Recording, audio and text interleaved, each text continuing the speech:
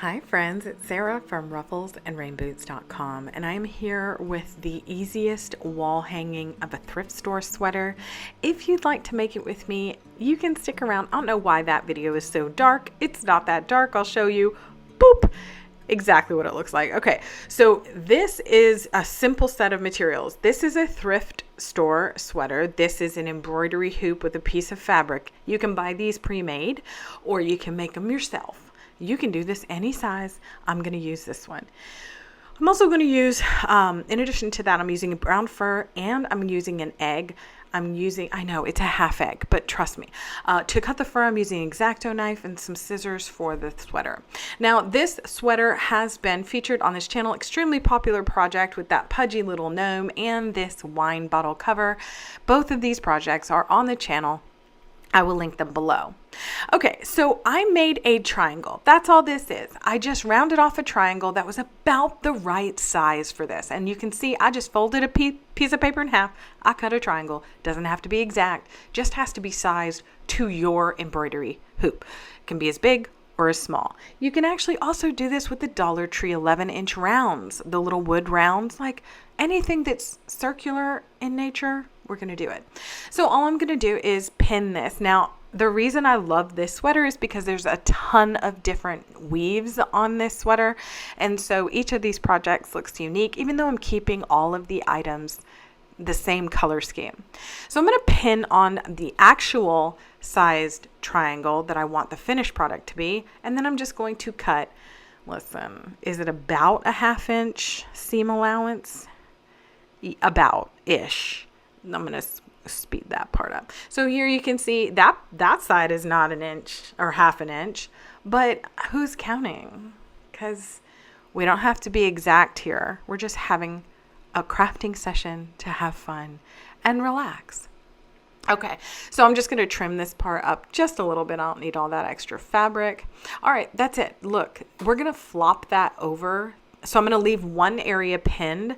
I'm just going to flop that over onto the quote back. And I'm just going to use a hot glue gun to seam, to make this not fray and to make it look a little more finished. That's it.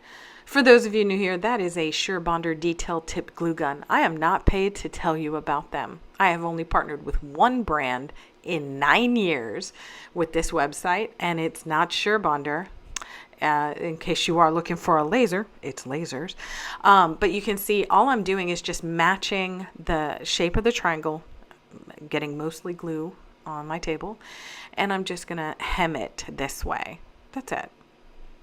This is a really quick craft. I edited out some glue drying. You'll see my edits, but I was done in 14 minutes with this craft. After I found everything, because I knew I had that egg. It is a ridiculous thing. It is a 1/2 egg wood blank. I don't even know where I got it. You can use a round wood bead. You can use a pom-pom. You can use anything you'd like for a gnome nose, but I spent 15 minutes searching for that 1/2 egg wood thing. That's a true story. Okay, so now I'm just going to make sure that this is glued down in the back, just, because I was procrastinating.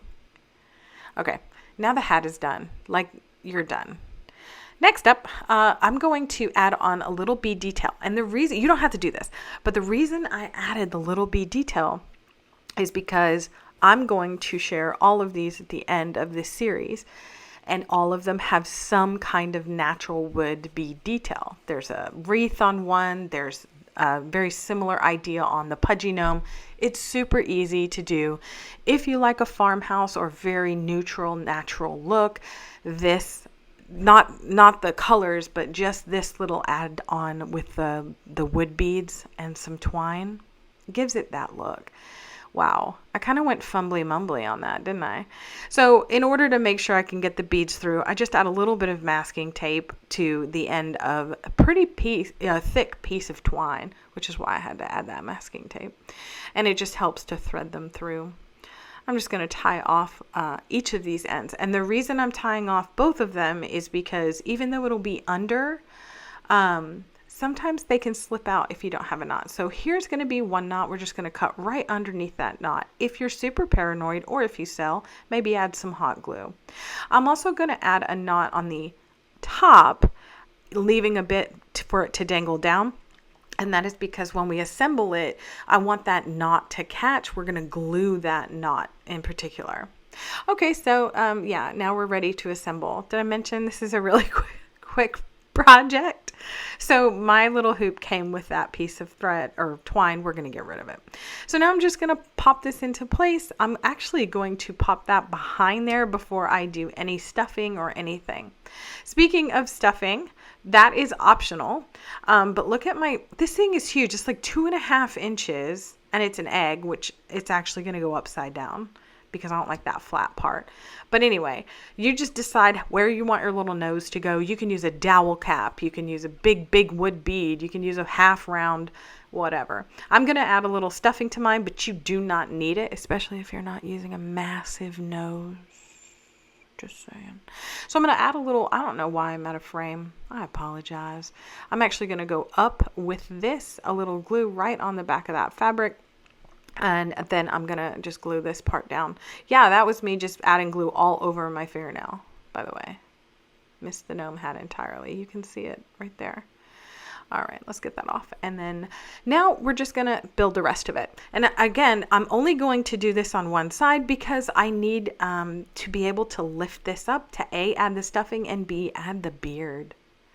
As for a shape for the gnome beard, I get asked that a lot. A V, a U, a square, whatever you like. Like literally, I have made some wonky ones, and to be honest, if the fur's long, you can't tell at all. So if you're a beginner crafter, this project is for you. So that was my fancy way of measuring. Let me show you. I am going to cut it about 4 inches. It doesn't matter. And I'm going to cut it about 3 inches because I will have the fur hanging down from that bottom point. So just keep that in mind when you cut. If you don't want it flying off of the bottom of the embroidery hoop, there you go. This is called a dropped V. I'm just cutting about 1.5 inches down from the top so that it'll look really nice and full, and it won't start coming into a V until after the hat. You can use your fingers if you're too lazy to go grab a comb or a pet brush. I was. And then we're just going to put on our gnome beard. Look at that. I have a crease in my fur. If you do have a crease in your fur, you can actually just hit it with heat on very low.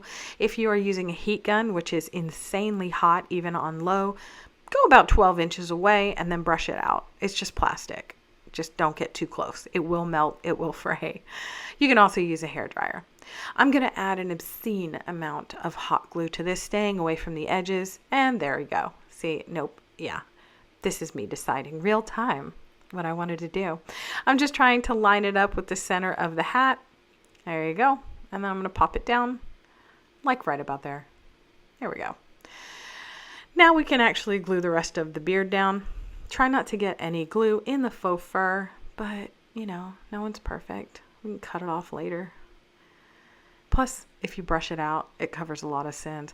All right, next up, I'm just going to stay on the seam like we did in the beginning, and yeah, that just fell down, but I'm now going to stuff it with polyfill. You do not have to use this. By the way, you can use crumpled up trash bags, which is what I shared a couple weeks ago. You don't have to go out and buy stuffing. You can even destroy a pillow you don't like anymore. Just saying. Or a stuffed animal that your child should have given away to the thrift store for somebody else. I'm going to glue the rest of this down. I do not add glue to the bit over the fur, over the nose. You'll see me glue it down directly to the nose right here. I stick with the double layer on the seam and then just press that down. And then I'll do the corners, but I won't put glue over that beard area, just making sure that the fur is out of the way and the poly stuffing is inside. Don't burn yourself. And then get that down on the other side. And at this point, you can decorate it. You can do whatever you want. You can put ribbon or trim around the edges, whatever makes your heart happy. I'm going to brush it out. I'm going to cut this off because that is the most ridiculous tiny hanger. It's like 1 inch long. What am I going to do with that? I think I'm going to put this up on the wall in my craft room. Why? because I've been making 752 laser signs, and I don't think I have enough doors for everything. Look at that. We're all done, by the way. That was it. Easy peasy lemon squeezy, quick project you can do for a fun crafting win.